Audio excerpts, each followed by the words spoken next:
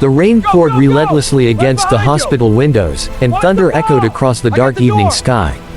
Inside the emergency room, tension filled the air. Doctors and nurses moved quickly as paramedics rushed in with a critically injured man on a stretcher. His clothes were soaked with blood, and his breathing was weak. He had been in a severe car accident, and every second mattered. "Massive blood loss," one of the paramedics shouted. "He needs an immediate transfusion." The medical team sprang into action. Machines beeped urgently as doctors assessed his condition. A senior surgeon quickly examined the reports and frowned. "His blood type is rare," he said gravely. "Check the blood bank immediately." A nurse hurried to make the call. Moments later, she returned with troubling news. "We don't have enough of his blood type in storage." A heavy silence fell over the room. The storm outside seemed to grow louder, as if mirroring the chaos inside. The man's pulse was fading. Without blood, he would not survive the surgery. Standing near the doorway, a young nurse named Elena listened carefully. She had just finished her shift but hadn't yet left the hospital. When she heard the patient's blood type, her heart skipped a beat. It was the same as hers. For a brief second, fear touched her thoughts. Donating blood in such an emergency situation wasn't something to take lightly. But then she looked at the unconscious man fighting for his life. She didn't know his name. She didn't know his story. All she saw was a human being in desperate need. "I'm a match," Elena spoke up firmly. The doctors turned to her in surprise. "Are you sure?" one of them asked. "You just completed a long shift." She nodded without hesitation. "There's no time to waste." Within minutes, preparations were made. As Elena lay on the donor bed, she felt the cold touch of the needle but remained calm. She closed her eyes briefly and whispered a quiet prayer for the stranger's survival. Across the room, the surgical team worked intensely. The transfusion began just in time. Color slowly started returning to the man's pale face as the donated blood flowed into his veins. The monitors showed slight improvement. The doctors moved quickly to stabilize him for surgery. Hours passed like an eternity. The storm outside eventually softened into a light drizzle. Elena, now pale but steady, insisted on staying nearby despite the staff urging her to rest. She watched from a distance, silently hoping her sacrifice would be enough. Finally, the surgeon stepped out of the operating room, removing his gloves with a tired but relieved expression. "He's stable," he announced. A wave of relief washed over Elena. Her shoulders relaxed, and tears filled her eyes. She didn't need applause or recognition. Knowing that a life had been saved was more than enough. Exhausted but grateful, she quietly prepared to go home, unaware that the man she had just saved was not an ordinary patient, and that this stormy night would soon change her life forever. Morning sunlight filtered softly through the hospital curtains, replacing the chaos of the stormy night before. The emergency had passed, but the real battle had just begun. The injured man remained in the intensive care unit, surrounded by quiet beeping monitors and the steady rhythm of machines supporting his recovery. Elena arrived early for her next shift, even though she still felt slightly weak from donating blood. She paused outside his room for a moment before stepping inside. The man lay still, bandaged and pale, but alive. That alone felt like a miracle. The doctors had confirmed that the surgery was successful, though his condition remained delicate. He had suffered internal injuries and would need days, perhaps weeks, of careful monitoring. Elena checked his vital signs gently, adjusting the IV line and ensuring he was comfortable. For 2 days, he remained unconscious. On the third morning, as golden sunlight filled the room, his fingers moved slightly. Elena noticed immediately. She stepped closer to the bed. "Sir, can you hear me?" she asked softly. His eyelids fluttered before slowly opening. Confusion clouded his tired eyes as he looked around the unfamiliar room. The steady beeping of the heart monitor reassured everyone that he was stable. "You're in the hospital," Elena said gently. "You were in an accident, but you're safe now." His voice was weak and rough. "How long?" "3 days," she replied calmly. "You're going to be all right." Over the next few days, he regained strength little by little. He spoke very little at first, conserving energy as doctors continued their rounds. But he observed everything. He noticed how Elena treated him, not with fear, not with special attention, but with genuine care. She adjusted his pillows carefully, encouraged him to drink water, and spoke to him with kindness in her voice. One quiet afternoon, when the room was peaceful and visitors had not yet arrived, he looked at her thoughtfully. "Were you the one who donated blood?" he asked slowly. Elena hesitated for a moment, surprised he knew. "Yes," she admitted gently. "There wasn't enough in the blood bank." "Why?" he asked, studying her expression. "You didn't even know me." She offered a small smile. "Because you needed it. That's enough reason." He seemed moved by her simple answer. Most people in his world asked questions before offering help. They wanted names, status, and benefits. She had asked for none of those things. Later that evening, hospital staff began whispering among themselves. Security presence quietly increased near the entrance. Expensive cars appeared in the parking lot. Well-dressed individuals arrived, speaking in hushed but urgent tones.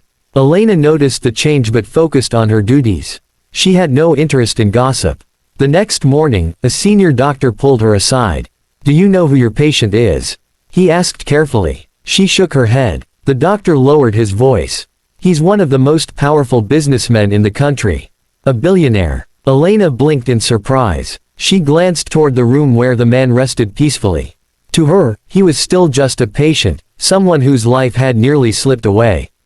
Inside that quiet hospital room, however, the millionaire watched the door thoughtfully, waiting for the nurse whose kindness had saved not only his life, but perhaps something much deeper within him. By the end of the week, the hospital no longer felt ordinary. Security guards stood near the entrance, speaking quietly into radios. Luxury cars lined the parking lot, their polished surfaces reflecting the morning sun. Reporters gathered outside the gates, hoping for a glimpse of the man who had survived the tragic accident. Inside his private recovery room, the atmosphere was calm, but charged with unspoken importance. Elena tried to ignore the sudden attention surrounding her patient. To her, he was still the man she had seen unconscious and fighting for his life. His injuries were healing steadily, and he had even begun sitting upright with assistance. Yet the difference in the hospital's behavior was impossible to miss. Senior administrators personally checked on him. Specialists were called in daily. Every detail was carefully managed. That afternoon, Elena walked into his room carrying a small tray of medication and water. He was seated near the window, watching the world outside with thoughtful eyes. "You look stronger today," she said gently. "I feel stronger," he replied, his voice steady now. "Thanks to you." She offered a polite smile and began checking his bandages. Before she could step away, he spoke again. "Do you know who I am?" She paused briefly. "The doctors mentioned you're important." A faint smile touched his lips. "My name is Adrian Laurent." The name meant little to her at first. She wasn't someone who followed business news or financial headlines. Seeing her confusion, he continued. "I own Laurent Global Industries." Her eyes widened slightly. Even she had heard of that company. It was one of the largest corporations in the country, with investments in technology, real estate, and healthcare. The CEO was known nationwide, a billionaire whose decisions influenced markets and industries. "You're that Adrian Laurent?" she asked softly. "Yes." For a moment, silence filled the room. The man she had donated blood to, the man she had stayed up worrying about, was one of the wealthiest and most powerful individuals in the nation. "I didn't know," she said honestly. "I know," he replied. "That's what makes it different." He explained how the accident had occurred after a late-night meeting. His car had collided with a truck during the storm. His security team had been traveling separately, unaware of the severity of the crash until it was too late. "When I was told someone donated blood to save me," Adrian continued, "I assumed it was arranged. Paid. Negotiated." Elena shook her head. "No one paid me. I only did what any nurse should." He studied her face carefully. In his world, loyalty often came with contracts and conditions. Kindness was rare, and rarely free. "You risked your own health for a stranger," he said quietly. "Do you understand what that means?" "It means you're alive," she answered simply. A soft knock interrupted them. Two men in expensive suits entered the room, carrying documents and speaking respectfully to Adrian. Elena stepped aside, suddenly aware of the distance between their worlds. As she left the room, whispers followed her down the hallway. Staff members looked at her differently now. Some with admiration, others with curiosity. But inside Adrian's room, his thoughts remained fixed on her. For the first time in years, someone had treated him not as a billionaire, not as a powerful CEO, but as a human being. And that realization was beginning to change everything. A week later, Adrien Laurent was well enough to leave the hospital. The day of his discharge felt almost ceremonial. Security teams coordinated quietly, luxury vehicles waited outside, and hospital administrators personally ensured everything was flawless. Elena stood at the nurse's station reviewing patient charts when she saw him walking slowly down the hallway, dressed in a tailored suit instead of a hospital gown. He looked strong again, confident, composed, powerful. Yet his eyes searched for only one person. "Miss Elena," he said warmly as he approached. She straightened slightly. "I'm glad to see you fully recovered. I wouldn't be standing here without you," he replied. Before she could respond, he gestured toward a quiet private room nearby. "May we speak for a moment?" Inside the room, away from cameras and staff, Adrian's expression softened.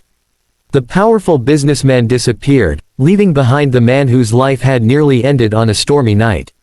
"I've spent my life building companies," he began. "Making deals, expanding wealth. But lying in that hospital bed, I realized something." Elena listened quietly. "I have money, influence, resources," he continued. "But none of it could buy the one thing I needed most that night, human compassion. You gave me that freely." She felt slightly uncomfortable with the praise. "I only did my job." "No," he said gently. "You did more than your job. You acted with courage." He placed a folder on the table between them. "I don't want to insult you with a simple reward or a check," he said. "Instead, I want to offer you something meaningful." Elena looked at him, confused.